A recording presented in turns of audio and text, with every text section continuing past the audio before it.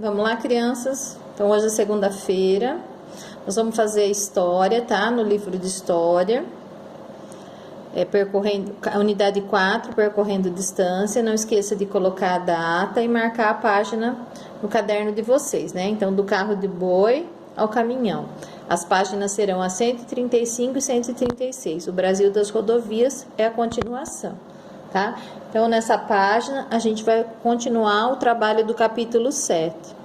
A gente vai falar sobre a importância da navegação fluvial para a locomoção de pessoas e mercadorias, em alguns contextos sociais brasileiros, em algumas regiões, tá?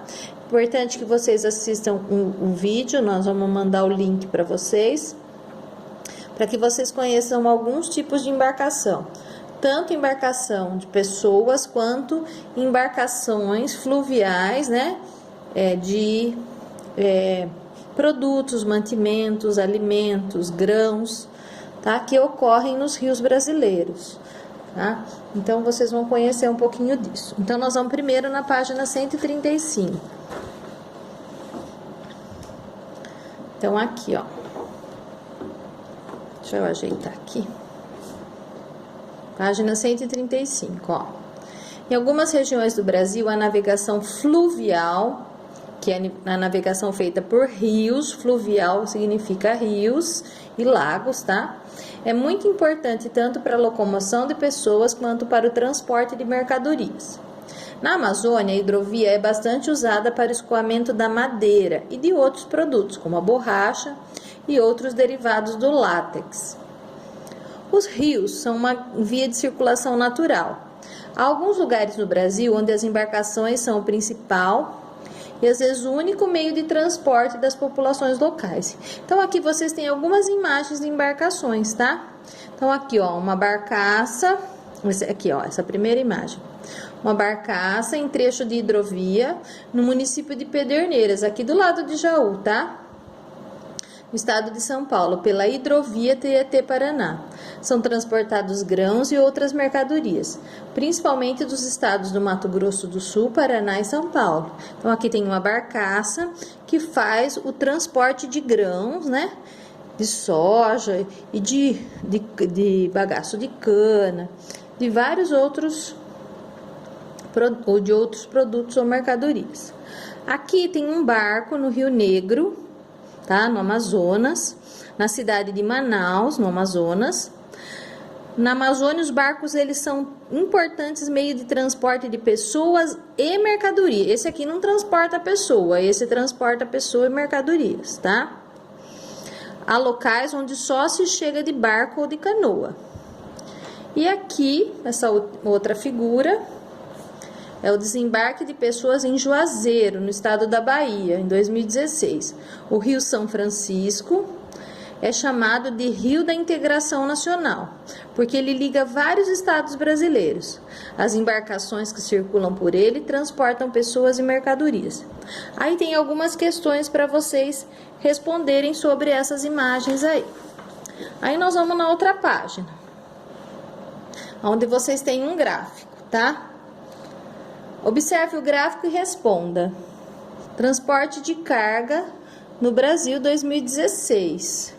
Tá? Então, 61% das nossas cargas, dos nossos produtos, né, que a gente consome, né, nas nossas casas, na escola, né, todos os produtos que a gente consome são transportados por caminhão. E ele custa o dobro do preço de transporte por ferrovia, tá? Então, por caminhão, fica 2 vezes mais caro transportar um produto por caminhão do que por ferrovia. Mas aí, mesmo ficando mais caro, 61% do transporte dos produtos são feitos por caminhão. Por que isso acontece?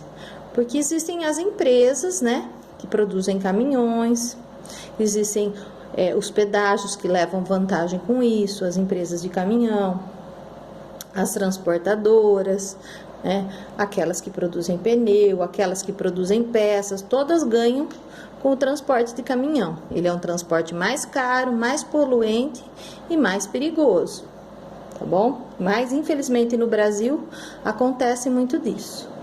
21% transporte ferroviário.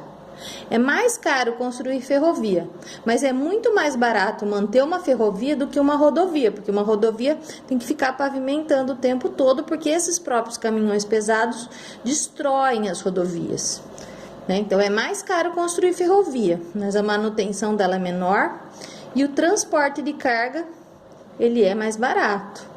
E aqui o transporte de carga por hidrovia. Hidro é água, tá?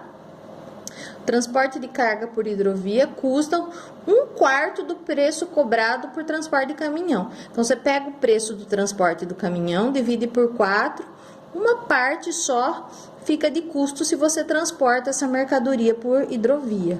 Então, a hidrovia é o meio de transporte mais barato, mas eles investem menos, né? Por quê? Porque, na verdade, existe um grande interesse, né, nas empresas que produzem caminhão, que produzem peças, produzem asfalto, produzem pneus.